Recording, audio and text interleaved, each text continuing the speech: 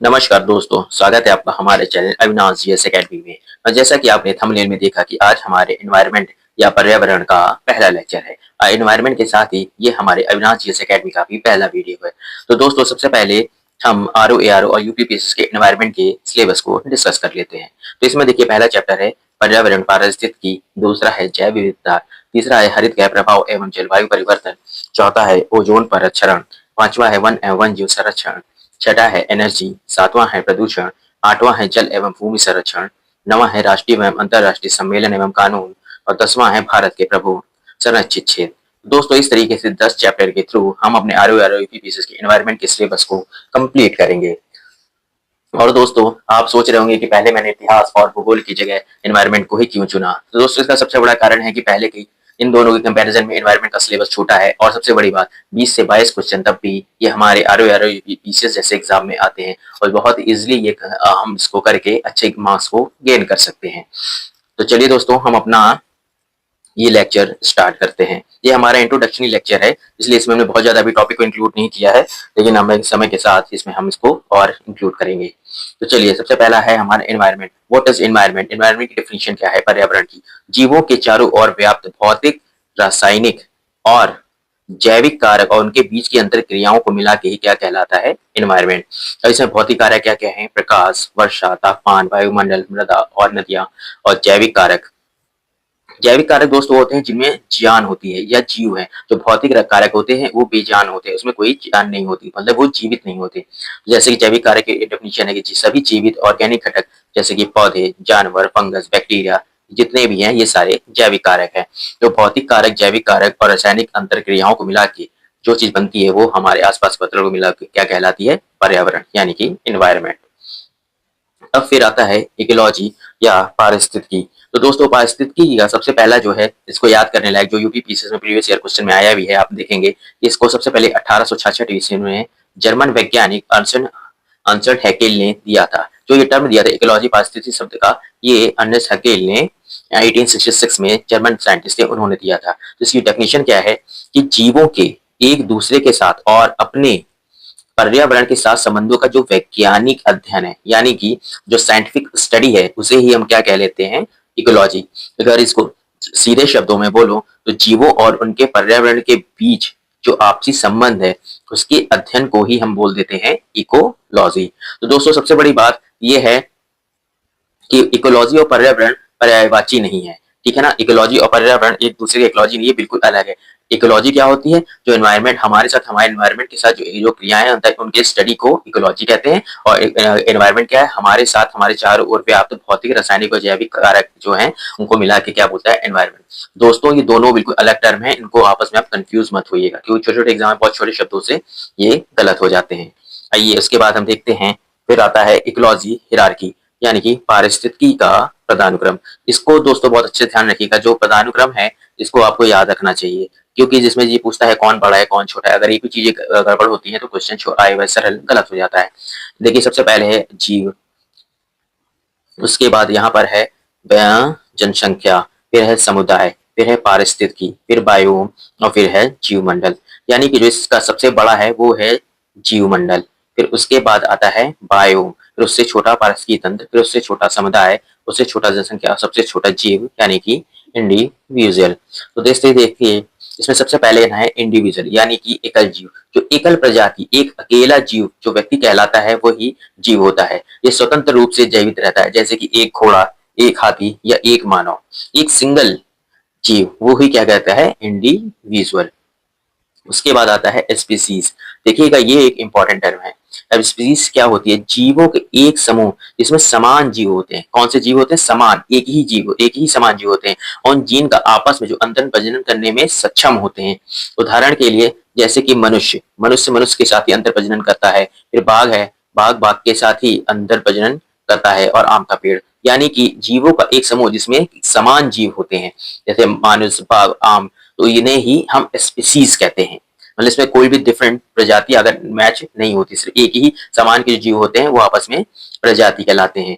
और ये सबसे छोटी इकोलॉजिकल यूनिट है हमारे पास स्थित पदानुक्रम में। सबसे छोटी जो इकोलॉजिकल यूनिट है उसे कहते हैं हम प्रजाति। ये ध्यान रखिएगा, ये भी आया हुआ क्वेश्चन है दोस्तों यूपीपीसीएस में। आइए उसके बाद हम बात करते हैं पॉपुलेशन की। किसी विशेष क्षेत्र में ध्यान दीजिएगा, किसी विशेष क्षेत्र में एक ही निश्चित समय पर एक ही प्रजाति के जीवों के समूह को जनसंख्या कहते हैं। ये क्षेत्र विशेष तक सीमित होता है, एक और एक ही प्रजाति के होते हैं और संख्या घट बढ़ सकती है। एग्जाम्पल के लिए दिल्ली में रहने वाले सभी लोग, दिल्ली की मानव जनसंख्या, या गिर जंगल में रहने वाले शेर, गिर के शेरों की जनसंख्या। तो इस तरीके से देखिए डिफरेंस है स्पीसीज और जनसंख्या में। जो स्पीसीज होते हैं वो जीवों का एक समूह जिसमें एक समान होता है। जैसे कि मान लीजिए हम हैं मानव, तो एक में से मैं इंडिया में बैठा हूँ, एक कोई यूएस में बैठा है, लेकिन हम लोग सेम है क्योंकि हम दोनों मानव हैं, इंसान है, ठीक है। लेकिन पॉपुलेशन में क्या है, ये पर्टिकुलर एक जगह पे एक ही स्पेसिस पे एक ही विशेष क्षेत्र में एक ही समय पर रहने वाले एक विशेष सीमित तक जो क्षेत्र में सीमित रहते हैं, और एक ही प्रजाति के जीवों के समूह को क्या कहते हैं, हम जनसंख्या कहते हैं। ठीक है, एग्जाम्पल के साथ मैंने आपको बताया, जैसे दिल्ली में रहने वाले लोग, एक भारत में रहने वाले लोग और एक पर्टिकुलर अगर सीमित क्षेत्र की बात हो रही है तो जैसे दिल्ली में रहने वाले लोग, ठीक है। अब देखिए बात आती है अगली कम्युनिटी। कम्युनिटी को अगर हम लोग बात करें तो किसी विशेष क्षेत्र में, देखिएगा किसी विशेष क्षेत्र में विभिन्न प्रजातियों के सभी जनसंख्याओं के समूह को समुदाय कहते हैं। एक जगह कई प्रजाति उनकी जनसंख्या है। इसको देखिए मैंने एक शॉर्ट फॉर्मूले में भी कर दिया है कि एक जगह कई प्रजाति और उनकी जनसंख्या इक्वल टू समुदाय। ये ध्यान रखिए कि छोटे-छोटे फॉर्मूले आपको समझाने के लिए मैंने सिर्फ बनाए हुए हैं। इसको देख के आप डायरेक्ट एग्जाम में जा सकते हैं, आपको इधर-उधर ज्यादा दौड़ने की और कंफ्यूज भी नहीं होंगे आप। तो दोनों में डिफरेंस ये हुआ कि पॉपुलेशन में क्या होता है कि पर्टिकुलर क्षेत्र में पर्टिकुलर समय पे एक निश्चित प्रजाति, एक ही प्रजाति, उनका जो समूह होता है वो जनसंख्या कहलाता है। और कम्युनिटी में क्या कहता है, एक ही विशेष समय पर एक विभिन्न, और लेकिन यहाँ पे प्रजातियां विभिन्न होती हैं, उनके सभी जनसंख्याओं के समूह को क्या हम कहते हैं, समुदाय कहते हैं। एक जगह कई प्रजातियां और कई जनसंख्या, इसमें सिर्फ थी एक ही प्रजाति। ये दोनों पॉपुलेशन और कम्युनिटी यानी कि जनसंख्या और समुदाय में डिफरेंस है।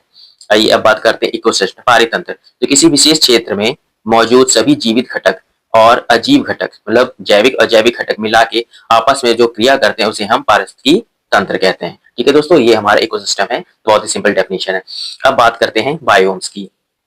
बायोम्स में क्या है कि विशिष्ट पादपों और जंतुओं का एक बड़ा भौगोलिक क्षेत्र और या उससे वातावरण प्रति अनुकूल होता है। ठीक है ना, क्या होता है, विशिष्ट पादपों और जंतु समूह का एक बड़ा भौगोलिक क्षेत्र जो उस विशेष वातावरण के प्रति अनुकूलन उस जीव में होती है, वो क्या कहते हैं, बायोम कहलाते हैं। जैसे कि अगर मैं बात करूं तो यहाँ पे एक मैं लेता हूँ, इसमें देखिए बायोम 5 प्रकार के होते हैं, जिसमें उष्णकटिबंधीय वर्षावन, मरुस्थल, घास भूमि, टुंड्रा, टैगा प्रदेश और टुंड्रा और टैगा शंकुधारी वन। देखिए 5 होते हैं। इनमें से मान लीजिए मैं मरुस्थल को ले लेता हूँ, तो मरुस्थल में आपने देखा होगा वहां पे बरगद का पेड़ आपको नहीं मिलेगा, वहां पे क्या होते हैं, मैक्सिमम कैक्टस होते हैं। ठीक है, और हमारे उत्तर प्रदेश से बहुत इजीली बरगद का मिल जाता है। तो ये क्या है, वह एक विशेष पादप हो गया उस पर्टिकुलर जगह का। ठीक है ना, वो वहां के वातावरण, जैसे वहां के वातावरण के अकॉर्डिंग मरुस्थल के कैक्टस इजिली वहां पाया जाता है और यहाँ पर बरगद का पेड़ इजिली पाया जाता है। तो ये डिफरेंस हो गया। तो बायोम में ये एक विशेष डेफिनेशन है इसकी। और ये 5 प्रकार के होते हैं, उष्णकटिबंधीय वर्षावन, मरुस्थल, घास भूमि, टुंड्रा और टैगा शंकुधारी वन। ये याद कर लीजिएगा, यूपी पीसीएस में ये आया हुआ क्वेश्चन है, इसके अकॉर्डिंग ये इसको आप क्वेश्चन बना सकते हैं।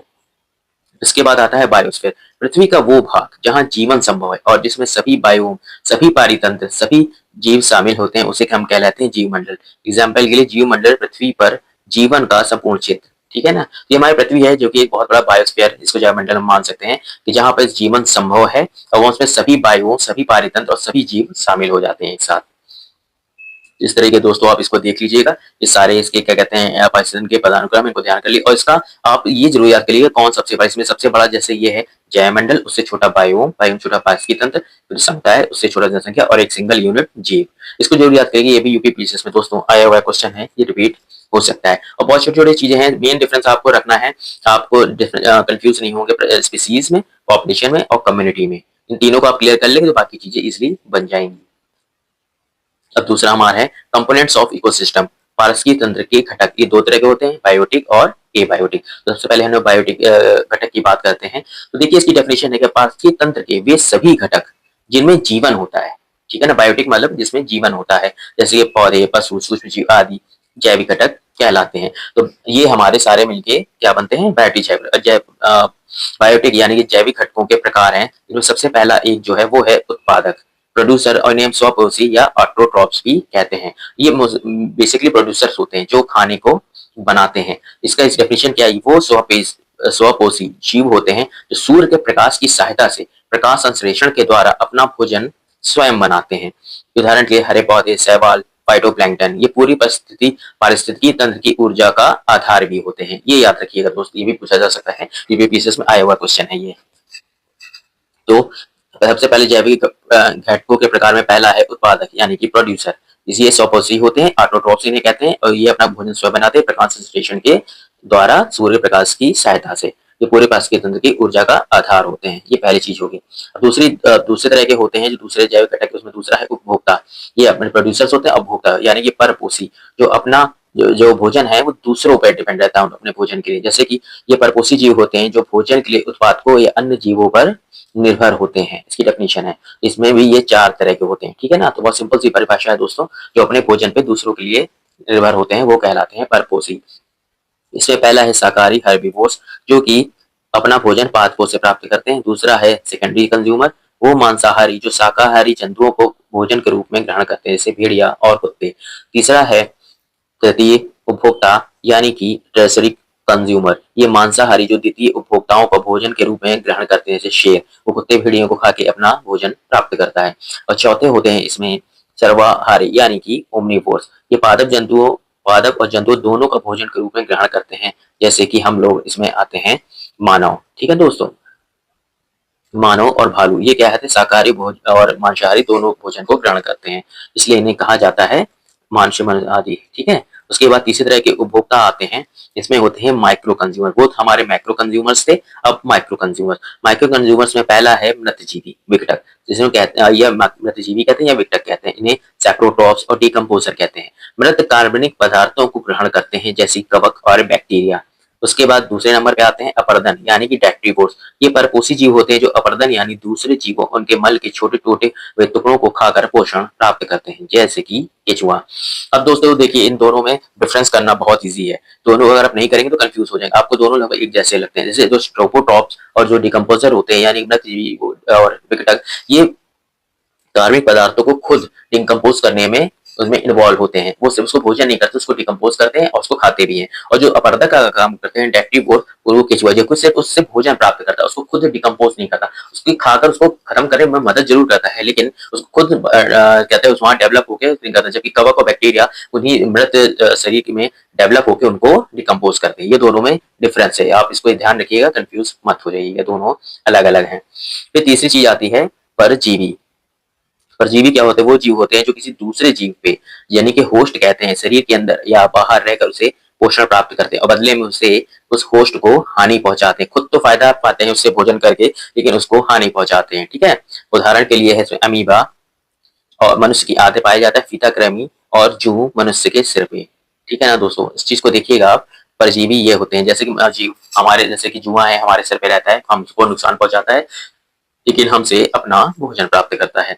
अब अजीवक घटकों के अगर अजैविक घटकों की अगर बात करें तो इनमें सबसे इंपॉर्टेंट है, नाम तो वैसे आपको सबको याद रखने हैं, बहुत इजी भी है, जैसे कि लाइट है, तापमान, स्नो, जल, मृदा, पीएच लेवल, मिनरल्स, वायु, वर्षा इत्यादि। इतने इनमें से कुछ भी याद कर लेंगे आपको याद रहेगा, बहुत इजी है। लेकिन इनमें से प्रकाश, लाइट को याद रखना बहुत जरूरी है, क्योंकि इसका एक मुख्य कारण है और ये आया हुआ क्वेश्चन है यूपीपीसीएस का। सबसे पहले बात करते हैं डेड लाइट की, लाल प्रकाश, जो कि पौधों के निर्माण में सहायता करता है। फिर दूसरा है नीला प्रकाश, जो कि पौधों के निर्माण में करता है लेकिन मंद होता है। अब देखिए दोनों डिफरेंस ये है कि जो लाल प्रकाश होता है उसमें पौधे बहुत तेजी से और बहुत अच्छी तरीके से डेवलप होते हैं, लेकिन जो नीली लाइट है उसमें पौधे की जो डेवलपमेंट का जो टाइम है वो बहुत स्लो होता है, बहुत मंद निर्माण करते हैं। और परा जो बैगनी प्रकाश होता है उसमें पौधे बौने होने का जो कारण होता है वो क्या होता है, पराबैंगनी प्रकाश। इस तरीके से आपको लाइट को बहुत अच्छे से ध्यान रखना है, 0 पॉइंट को यूवीपीसीएस का आया हुआ क्वेश्चन है। और मैंने देखिए यहाँ साइड में लिखा भी हुआ है कि रेड लाइट और ब्लू लाइट में, रेड की जो लाइट होती है ब्लू लाइट के कंपेरिजन में ज्यादा फायदेमंद होती है पौधों के निर्माण में या उनके डेवलपमेंट में। अब आइए इसमें कुछ पॉइंट्स उसको देख लेते हैं। तो वायुमंडल मिश्रण है किसका, गैस, जलवाष्प और धूलकणों का। जल के अंदर ऑक्सीजन की पूर्ति का नियंत्रण होता है वायु, जली पौधों के प्रकाश के संश्लेषण से।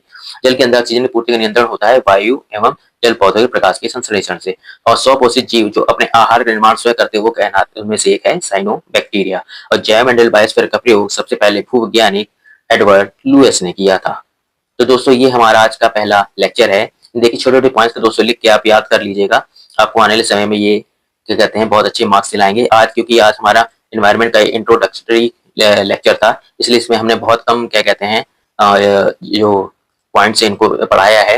आगे चल के इनको हम बहुत डिटेल में और अच्छे से करेंगे। और हमारे जो नोट्स है ये बहुत ही टू द शॉर्ट और क्रिस्प हैं, जिससे कि आपको एग्ज़ाम के जाते समय हर चीज़ें ढूँढनी नहीं पड़ेंगी। आप एक बार में सारी चीज़ों को कर लेंगे और डायरेक्ट एग्ज़ाम में बैठ के एग्ज़ाम अपना दे सकते हैं। और इसको छोटा मैंने इसलिए भी रखा है, बहुत ही फ़िल्टर्ड नोट है। इससे बहुत ज़्यादा थ्योरी को इन्वॉल्व नहीं किया है, टू द पॉइंट चीज़ें हैं, आप सिर्फ माइंड में रखिए और डायरेक्ट इसको वो वहाँ पे अप्लाई कर पाएँगे। और इसमें सारे क्वेश्चन को भी मैं आगे इसमें यूपीपीसीएस में पीवाईक्यूज़ के जितने भी यूपीपीसीएस और एआरओ के क्वेश्चन हैं, उनको भी इनमें मैं इन्वॉल्व करूँगा। इसको ऐड करके मैं आपको पढ़ाऊँगा। ठीक है दोस्तों, तो अगर आपको वीडियो अच्छा लगा हो तो इसे लाइक करें और इसको सब्सक्राइब करें हमारे चैनल को। Thank you.